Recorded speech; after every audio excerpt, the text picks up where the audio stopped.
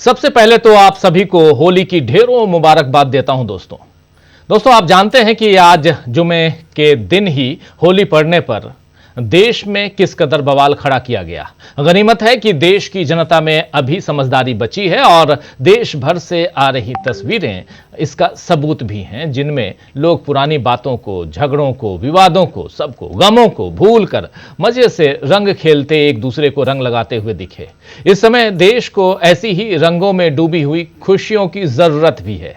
वैसे आज बिहार में लालू प्रसाद यादव ने भी एक ट्वीट किया है, जिसमें पुरानी बातों को भूलकर नई शुरुआत करने का पैगाम उन्होंने दिया है। जरा देखते हैं लालू प्रसाद यादव के उस ट्वीट को। बहुत महत्वपूर्ण है ट्वीट। देखिए, लालू प्रसाद यादव कह रहे हैं कि हर पुरानी बात भूलकर आओ करें नई शुरुआत, प्रेम और अपनत्व के भाव से समाज में हो हर बात। सभी देशवासियों को होली की हार्दिक शुभकामनाएं। लालू प्रसाद यादव ने ये ट्वीट किया है। अब सोचने वाली बात यह है दोस्तों कि क्या ये ट्वीट लालू प्रसाद यादव ने अपने पुराने दोस्त नीतीश कुमार के लिए किया है या उनकी तरफ कुछ इशारा किया है? जैसा कि मीसा भारती, उनकी ही बेटी यानी लालू यादव की बेटी मीसा भारती कह चुकी हैं कि दोनों दोस्त इशारों इशारों में बात करते हैं। लालू जी ने पुरानी बातें भूलकर नई शुरुआत करने की बात कही है और साथ ही समाज में प्यार और अपनत्व लाने की बात भी कही है, क्योंकि आप जानते हैं कि चंद महीनों बाद होने वाले चुनाव से पहले बिहार में कैसे माहौल सांप्रदायिक बनाया जा रहा है। हिंदू राष्ट्र की बात करने के लिए लोग प्रवचन देने जा रहे हैं। मोहन भागवत 5 दिनों तक बिहार में रहे। लोगों को जुमे की नमाज पर घर पर ही पढ़ने को कहा जा रहा है और इसके अलावा और भी दूसरे श्री श्री रविशंकर, फिर उधर एक और बाबा आजकल प्रकट हो गए हैं, वो भी, ये तमाम लोग बिहार पहुंच गए।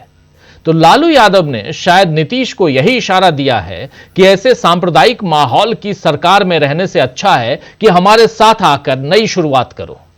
अब देखना होगा कि नीतीश लालू के इस इशारे को समझते हैं या नहीं। वैसे लालू यादव की बेटी रोहिणी आचार्य ने भी अपने चचा पर यानी चाचा नीतीश पर आज जमकर चुटकियां ली। रोहिणी ने 2 ट्वीट किए। पहले ट्वीट में क्या कुछ लिखा है जरा आपके सामने लाना चाहता हूं। पहले ट्वीट में रोहिणी लिखती हैं कि न्योता देकर जिसकी भोज की थाली लिहिन चचा, न्योता देकर जिसकी भोज की थाली लिहिन चचा पहले छीन, उसके ही चरणों में लौट गए फिर बन के रीढ़ विहीन, जोगिरा सारा रारा।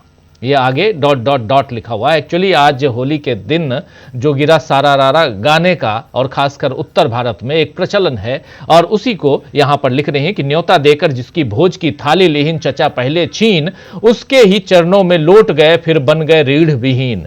अब इसके अलावा इसके बाद भी किसी के नाम की रेल चलाएं, कभी चलाएं तीर फुसफुसिया, कभी किसी के नाम की तीर चलाएं, कभी चलाएं तीर फुसफुसिया, अब बात बात पर खींच दिखाएं, फिर भी चाचा हमारे रहें बड़े रंगरसिया, जोगिरा सारा रारा।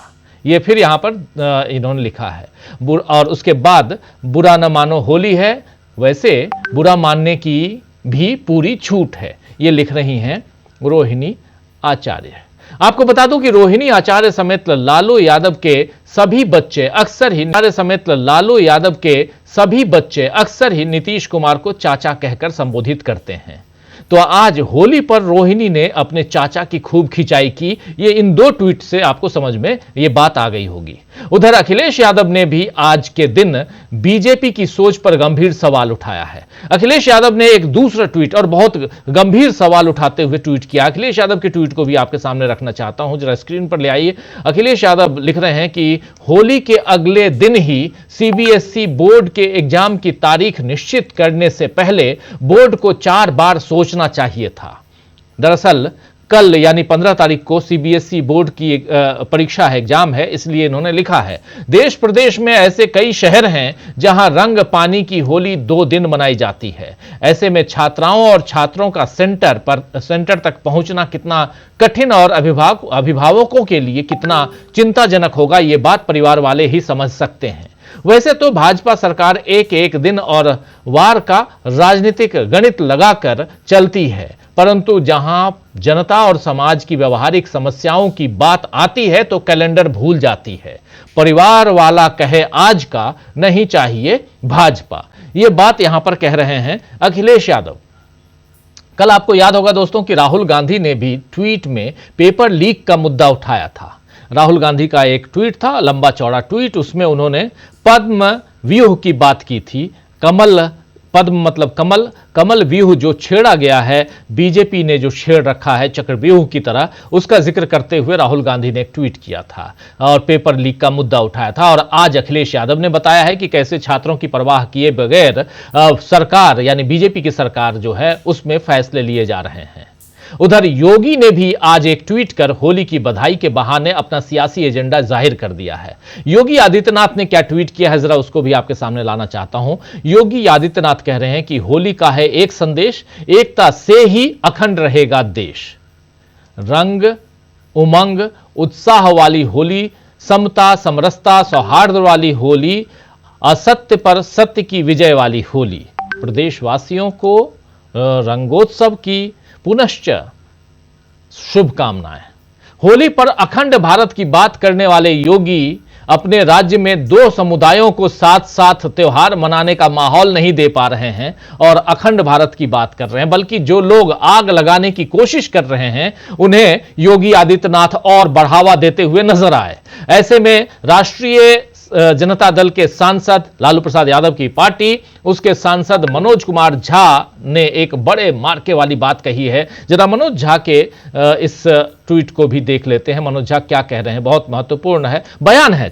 सांप्रदायिक ध्रुवीकरण, बंटवारे की बात और ये जो तस्वीरें आप देख रहे हैं अलग अलग जगहों पर, ऐसी तस्वीरें खूब देखने को मिल रही हैं जहां पुलिस फोर्स गश्तियां जो हैं वो बढ़ा दी गई हैं और इन सब के बीच होली का सियासी रंग कैसा चढ़ा आज दिन भर, इस पे हम चर्चा करेंगे। और कैसे लालू प्रसाद यादव ने नीतीश कुमार को क्या सचमुच ऑफर दे दिया है या कुछ और है, ये पूरा जो है सियासी रंग, इसकी चर्चा करने जा रहे हैं हम इस पूरे न्यूज पॉइंट में। आइए जरा आपका परिचय करवाता हूं हमारे तमाम साथियों से जो इस वक्त हमारे साथ जुड़े हुए हैं और इस न्यूज पॉइंट में हम जिन बातों को आगे बढ़ाने की कोशिश करेंगे उनमें बहुत सारी तस्वीरें आप तक हम पहुंचा चुके हैं, बहुत सारी तस्वीरें आप देख रहे हैं। मनोज झा जो बात कर रहे थे बहुत महत्वपूर्ण, बहुत इंपॉर्टेंट बात कर रहे थे, इसलिए क्योंकि मनोज झा वो चिंता कर रहे हैं जो चिंता वाजिब है, वही चिंता हम लोग भी करते हैं। हमारे साथ 4 वरिष्ठ साथी जुड़े हुए हैं, अमलेंदु उपाध्याय जी, प्रशांत टंडन जी, डॉक्टर राकेश पाठक जी और पंकज चतुर्वेदी जी।